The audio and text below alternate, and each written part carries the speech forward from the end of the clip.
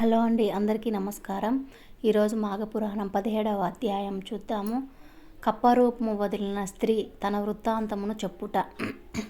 మునిశ్రేష్ఠ, నా వృత్తాంతమును తెలియజేయుదును, కావున ఆలకింపుము. నా జన్మస్థానము గోదావరి నదికి సమీపమందున ఒక కుగ్రామము. నా తండ్రి పేరు హరిశర్మ, నా పేరు మంజుల. నన్ను నా తండ్రి కావేరీ తీర్థవాసియగు జ్ఞానానందుడి వానికిచ్చి పెండ్లి చేసెను. అతడు దైవభక్తిజ్ఞుడు, జ్ఞాని. మాకు వివాహమైన వెంటనే అతని వెంట కాపురమునకు వెళ్ళినాను. మరికొన్నాళ్లకు మాఘము ప్రవేశించినది. ఒకనాడు నా భర్త సఖి మాఘమాసము ప్రవేశించినది. మాఘమాసము చాలా పవిత్రమైనది.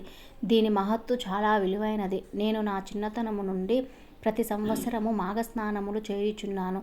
నీవు నా భార్యవు గావున నీవును ఈ మాఘమాసమంతయు కావేరీ నదిలో స్నానం ఆచరించుము. ప్రతిదినము ప్రాతఃకాలము నిద్ర నుంచి లేచి కాలకృత్యాలు తీర్చుకొని సమయమునకు తెల్లవారు సూర్యుడు ఉదయించిన వెంటనే నదికి పొమ్ము. నదిలో స్నానం చేయుము. ప్రభాత సూర్యునికి నమస్కరించి తరువాత నది ఒడ్డున విష్ణువు యొక్క చిత్రపటము పెట్టి పువ్వులతోనూ మంచి గంధము, అగరు, ధూప దీపములను వెలిగించి స్వామికి కండశర్కర, పటిక బెల్లము నైవేద్యము ఇచ్చి నమస్కరింపుము. తరువాత తులసీ తీర్థములోనికి పుచ్చుకొని తలకు రాసుకొనుము. మన కుటీరమునకు వచ్చిన మాఘపురాణమును రోజుకొక అధ్యాయం చొప్పున పఠించుము. దీనివలన నీకు చాలా ఫలము కలుగును. నీ 5వతనం చల్లగా ఉండును అని హితబోధ చేసెను. నేను అతని మాటలను వినిపించుకోక రుసరుసలాడి అతనిని నీచముగా చూచితిని. నా భర్త శాంత స్వరూపుడు అయినను నేను హద్దుమీరి మాట్లాడుటచే అతనికి కోపం వచ్చి శపించినాడు. ఓసి మూర్ఖురాలా, నా ఇంటికి వచ్చి నా వంశాన్ని ఉద్ధరిస్తావనుకున్నాను. ఇంత దైవద్వేషివని నాకు తెలియదు. నీవిక నాతో నుండదగువు. మాఘమాస వ్రతం నీకింత నీచంగా కనిపించినదా? సరియే, నీ పాపం నిన్నే శిక్షించును. కావున నీవు కృష్ణానది తీరమునందు ఉన్న రావి చెట్టు తొర్రలో మాండుక రూపంలో నుందువుగాక అని నన్ను శపించెను. వారి సింహగర్జనకు వణికిపోయి తిని, వారి శాపమునకు భయపడిపోయి తిని, వారి రౌద్రాకారమునకు చూడలేకపోతిని. నాకు జ్ఞానోదయము కలిగినది. నా తప్పు నేను తెలుసుకున్నాను. అన్నా, ఎంతటి మూర్ఖత్వముగా ప్రవర్తించి తినివి అని పశ్చాత్తాపం కలిగినది. వెంటనే భర్త పాదములపై పడి 2 పాదాలు పట్టుకొని, నాకు ఈ శాపం ఎట్ల పోవునో, మరలా నిన్నెట్ల కలుసుకొందును, నాకు ప్రాయశ్చిత్తము లేదా అని పరిపరి విధాల ప్రార్థించగా నా భర్త కొంత తడువు ఆలోచించి ఒక గడువు పెట్టెను. అది ఏమనగా, గౌతమ మహర్షి గోదావరి నది యందున తన ఆశ్రమం నుండి ఉత్తర దేశ యాత్రలు చేయుటకు బయలుదేరి తిరిగి మాఘశుద్ధ దశమి నాటికి కృష్ణానది స్నానం చేయుటకు వచ్చెదరు. అలాంటి సమయంలో నీవు వారి దర్శించిన ఎడల ఆ మహర్షి ప్రభావం వలన నీకు నిజరూపం కలుగును అని చెప్పుచుండగా నేను కప్పరూపం దాల్చి తిని, నా భర్త కూడా నా మూర్ఖత్వమును విచారించెను. నేను కప్పరూపంతో గెంతుకుంటూ కొన్ని దినాలకు కృష్ణానది తీరానున్న ఈ రావి చెట్టు త్వరలో నివాసం ఏర్పరచుకొని జీవించుచు మీ రాక కోసం ఎదురు చూస్తూ ఉంటిని. ఇది జరిగిన ఎంత కాలమైనదో నాకు తెలియదు అని తన వృత్తాంతమును గౌతమునికి తెలియజేసెను. అమ్మాయి, భయపడకుము. నీకు ఈ శాపం కలిగి 1000 ఏండ్లు పైగా అయినది. ఇంతకాలము నీవు అనేక కష్టములు పడి 1000 ఏండ్లు నీ భర్తయును ఏకాంతముగా చాలా కాలం జీవించి హరినామ సంకీర్తనలు చేయుచు మృత్యుడయ్యను.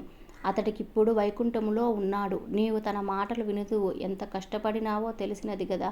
మాఘమాస ప్రభావము ఆ సామాన్యమైనది కాదు. సకల సౌభాగ్యాలు, పుత్ర సంతతి, ఆరోగ్యం కలుగుటయేగాక మోక్ష సాధమైనది కూడా. దీనికి మించిన మరి ఒక వ్రతము లేదు. విష్ణుమూర్తికి ప్రియమైనది వ్రతం. ఇటువంటి వ్రతం ఆచరించమని నీ భర్త ఎంత చెప్పినా వినిపించుకోపోతివి. నీ భర్త దురదృష్టి గల జ్ఞాని. అతని గుణగణాలు సంతసించేటి వారు. నిన్ను పెండ్లియాడిన తరువాత తన వంశాభివృద్ధి చేసుకోవాలనడి ఆశతో నుండినవాడు. కానీ నీ వలన అతనికి ఆశలన్నీ నిరాశలపోయినవి. నీ మూర్ఖత్వం వలన నీ భర్తకు కోపం కలిగి నిన్ను శపించవలసి వచ్చెను. నిన్ను నీళ్ళల్లో స్నానం చేయమన్నాడు. నీవు చేయనన్నావు. అందులకు నీకు నీరు దొరకకుండా చెట్టు తొర్రలో జీవించమని శపించినాడు. ఈ దినము నా సమక్షంలో దైవ సన్నిధిని పడినందున నీ భర్త శాపం ప్రకారం మరలా నీ నిజరూపం పొందగలిగినావు.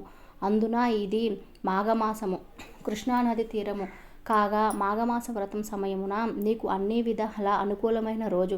అందుచే నీవు వెంటనే శుచివై రమ్ము. స్త్రీలు గాని పురుషులు గాని ఈ సమయంలో ప్రాతకాలమున స్నానం చేసిన ఎడల విష్ణు సాన్నిధ్యము పొందుతారు.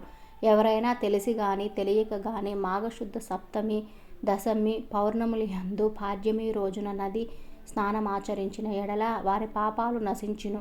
మాఘశుద్ధ పాడ్యమి నాడు స్నానమును అటులనే దశమి, ఏకాదశి, ద్వాదశి దినములలో స్నానం చేసి శ్రీమన్నారాయణ్ణి పూజించి పురాణ కాలక్షేపం చేసిన ఎడల శ్రీహరి సంతోషించి మనోవాంఛ సిద్ధించుట వలన వరమిచ్చును.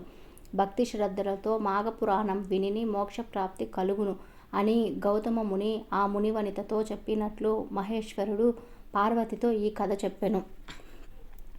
ఇంతతో మాఘపురాణం 17వ అధ్యాయం పూర్తయిందండి. నెక్స్ట్ వీడియోలో 18వ అధ్యాయం చూద్దాము. ప్లీజ్ అండి మన ఛానల్ని లైక్ చేసి సబ్స్క్రైబ్ చేసుకోండి. Thanks for watching. ధన్యవాదములు.